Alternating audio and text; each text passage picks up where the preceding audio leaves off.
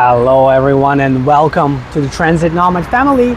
In this video we'll be checking out a cool transit station design and looking at my favorite tram stop in Bucharest. Before we get started, I'd like to let you know that as an active traveler and business owner with experience, I might be able to assist you with trip planning, life coaching and business consulting, with all the details available at buymeacoffee.com/transitnomad or through the link in the video description below. This is where you can also find lots of exclusive content on many different cities around the world, my secret tips, PDF guides, and the option to request a custom video on any topic that matters to you.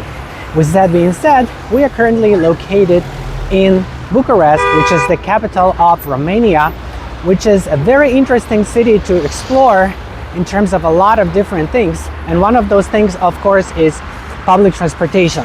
Right now we are looking at one of the newest transit stops here in the city.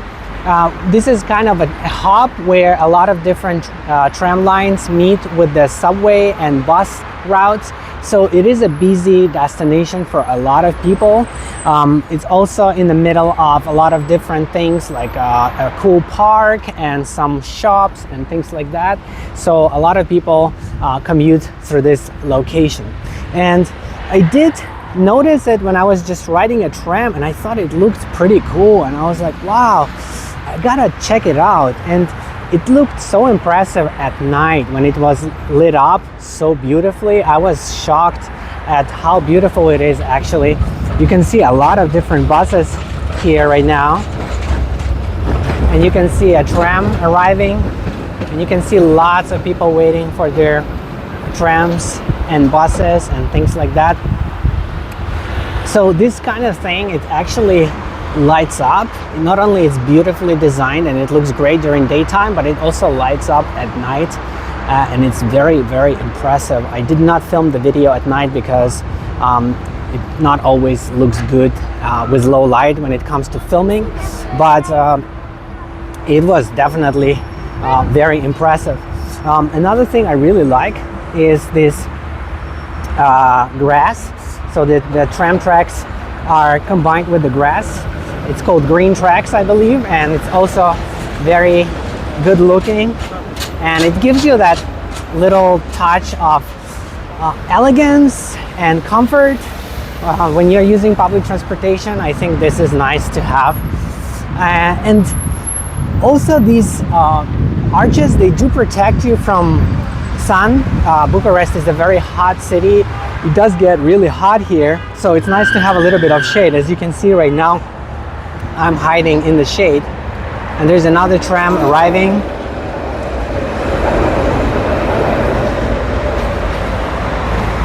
Very nice. Now, of course, this station also has a lot of problems, as all the other transit stops in Bucharest in 2025. It does not have any digital signs with route information, destination information, or estimated tram arrival times. You are on your own when it comes to that. And I did find some websites where you can kind of track transit vehicles, but it's not always accurate. Combined with low frequencies, generally this city has low frequencies, so you have to wait for a while before your route arrives. And not accurate service in general. The drivers, sometimes they don't stop, sometimes they don't show up. The service is generally poor.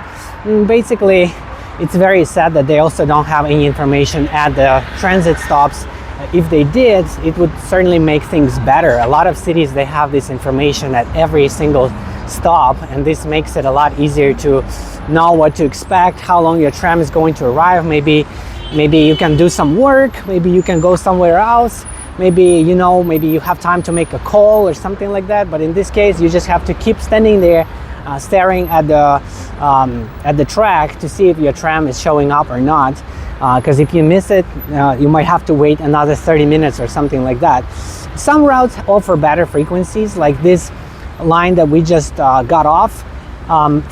It's line number 1, and it runs very frequently because it's a circular route that basically runs in a circle around the whole city, and the line number 10 does the same thing in the opposite direction. So I found those two lines to be more frequent than others, but a lot of other lines, it just depends. Sometimes you get lucky, you get on the tram right away, but most of the time you have to wait, and sometimes you have to wait for like 30 minutes. I'm not kidding, that's happened to me several times. And part of the reason why this is happening is because of the traffic. The city is notorious for bad traffic. It's one of the worst in the world, in fact. And there isn't enough priority for buses and trams or other transit vehicles at intersections and generally on roads. They do have some bus lanes, they do have some tram tracks that are separated, but if there's heavy traffic, trams have to wait for a long time, and also the signal usually takes a while to turn green because they have big wide roads, sometimes weird intersections like the ones we are looking at right now. There are multiple things going on, and it just takes a while. It does take a while. Sometimes it's almost like 3 minutes the tram has to wait, and there are a lot of intersections, so the trams are really slowed down dramatically by having to wait at every intersection. And I do not see any priority for trams or buses except for some certain parts of certain routes, but still it could be a lot better. You can see this traffic going on. The tram is slowed down by a bus, and the bus is slowed down because of all these cars. So this is a very common scenario here in Bucharest. They still have a lot of work to do to make things better. But let's look a little bit more at this tram stop. Let me know what you think about this design. This is kind of like modern art, but and I'm not a big fan of modern art in general, but in this case I think it does look pretty cool, and it definitely makes you wonder, like, wow, what is that? And you can't mix it with anything else. And look at this art on top of the tram. That is very cool. I think we are lucky to see this tram. That is the only one I've seen like this in the city. Very cool. And also they have these bright green trams, which are pretty cool too. A lot of these trams are actually made here locally. They have a lot of different versions and modifications, and it's really interesting to explore them. A lot of the times, because of poor condition of tram tracks, they have to go really slow. But when the tram tracks are good, they can actually go pretty fast, and it's certainly fun. But it's also fun when they're slow because the tracks are so bad and the tram keeps shaking and rocking and rolling, and it feels kind of cool. You can see the only information you can expect at their bus stops or tram stops is basically this: 1/7/1925, which tells you the lines that run through here, the routes that's supposed to stop here, and that's it. Other than that, it's up to you to figure out where they're gonna go or when they're gonna arrive, which of course really sucks. I do want to go underground to show you what it looks like underneath, because it is a little bit cool to look at it from below. So if you get off the tram and you want to transfer to the subway, or you want to cross the street, you have to go underground. There's no other way, at least no official way to go anywhere else. And it does suck because, as we all know, when people are forced to go underground, this makes it less convenient. It makes it more convenient for cars, but it makes it less convenient for people having to take these stairs or having to ride elevators. It makes the trip longer, and then it makes people wonder in the back of their mind, maybe if I drive, my life will be better. And that's how a lot of people end up driving over time. And this makes the congestion even worse, and this makes cities less comfortable for everybody. But in this case, this underpass, it looks so cool that it's one of the very few underpasses in the world that make me want to be here, actually. It's really cool, this kind of lighting, very modern. And also these elevators, if you don't want to take the stairs, they have these elevators available. And it feels like you are in some kind of maybe a new version of Star Wars or something like that. It reminds me a little bit of Space Mountain attraction in Disneyland. They definitely did a great job with creativity and lighting it up and making it look interesting. And they also have free public restrooms or public toilets, which is very kind of them. It's very convenient. If you need to go, you can go for free anytime at this transit stop. Very good. And I'm not sure if you can see it in the video, but it does look elegant and classy, unique. It stands out and it kind of makes you excited to get underneath. I really enjoy it. I don't want to leave from this underpass. And then when you're going up, you can ride this escalator or you can take the elevator. And let's take one more look since we are not in the way of anybody. I'm gonna zoom it in a little bit. You can see, even though you take the elevator, you would think there are stairs, but actually on the side they have this device that lets you, if you have some mobility issues, you can use this device to avoid having to use the stairs, which is very convenient as well. So if they had more transit stops like this, I think it would be better, because not all of them are like this, but still, this is a good place to start. And they definitely try to do something which I think is a good thing. It's just that they have so many stops that don't have these features, and still there's a lot of room for improvement. And of course, the main two issues, as I mentioned, one issue is no information about estimated tram arrival times. Another big issue is people have to go underground no matter what. So I would prefer if there was just a path to cross the street over here. And I believe, according to my research, it used to be that way. You used to be able to just go across the street, but they changed it. They changed it, and now you have to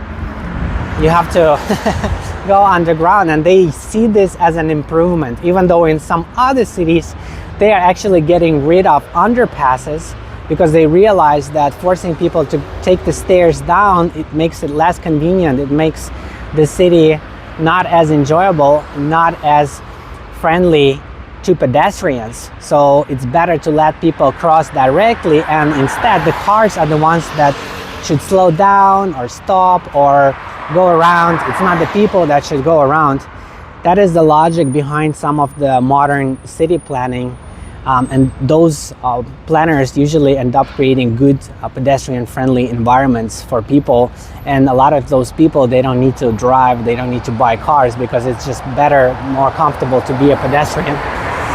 But in this case, they're trying to make it better for cars. And it is a little bit sad, but it is what it is. Look at how narrow this part of the sidewalk is. It's almost as if you need to keep going straight. Like it's not the right way or something. Like you really have to go underground. And this is where the elevator is. When I was here a couple of days ago, I was a little bit confused because it says M. It does not say that this elevator is also going to lead you to trams.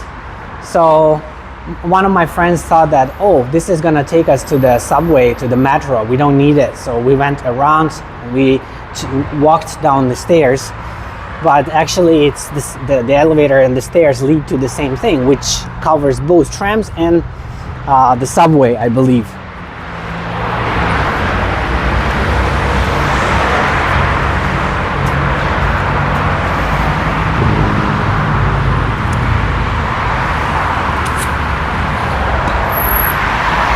You can see a lot of different trams are stopping at this station.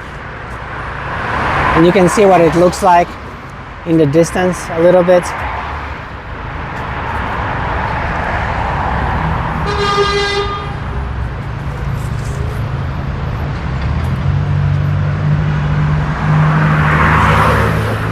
Let's find the entrance to the subway, because I did not see that yet.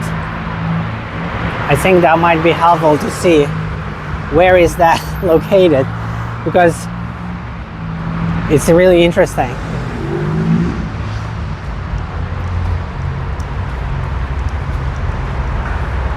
And we can take the elevator this time.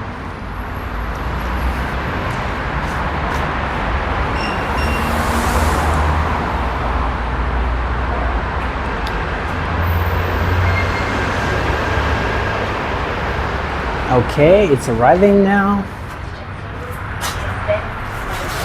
I believe this is floor 0, so we should go to -1. Interesting. Let's hope it's the right floor. Only 2 options to choose from, so it's hard to be wrong in this case. Nothing special about the elevator. Pretty big. I believe it can fit about 10 people, maybe even more.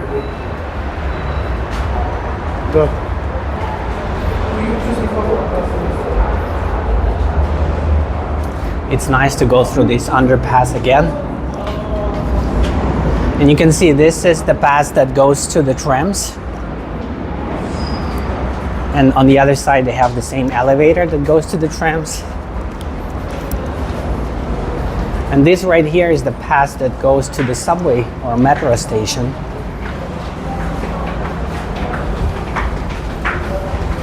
Let's see what that looks like. Yep.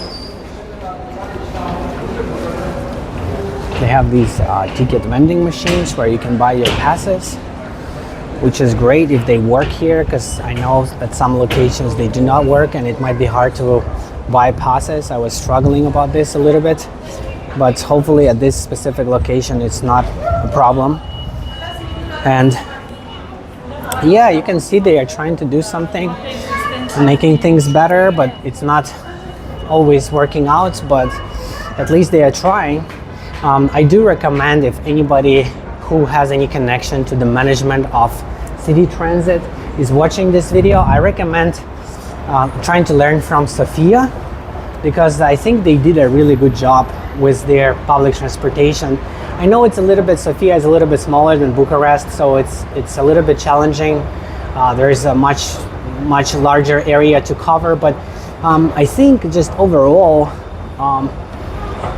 as a user, as a transit user, frequent transit user, I think I enjoyed public transportation in Sofia so much more. And if they implemented some strategies here, they could make things a lot better. Otherwise, more and more people are going to drive and the traffic is going to continue getting worse and worse, and it's already terrible. It's already really bad.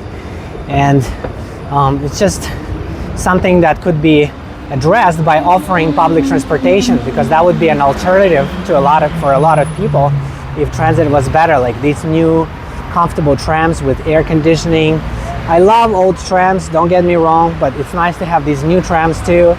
And when they run on time, when they run frequently, when you know what to expect, when your train is going to arrive and how long it's going to take for you to get where you're going, and if it's faster to take the tram than driving, people are going to use it more, and then life in the city is going to get better. With that being said, I would like to remind you that I'm in Bucharest for a couple of weeks, and at the end of my trip I'll be recording my final verdict video, comparing Bucharest with other cities to help you decide if you should visit, while also saving you plenty of time and money with practical tips on how to get the most out of your trip. This will be an exclusive video, but you can easily gain access to it by subscribing or donating any amount on buymeacoffee.com/transitnomad, or through the link in the video description below. Thank you everyone for watching, commenting, liking and subscribing. I'll see you in the next one. Bye bye.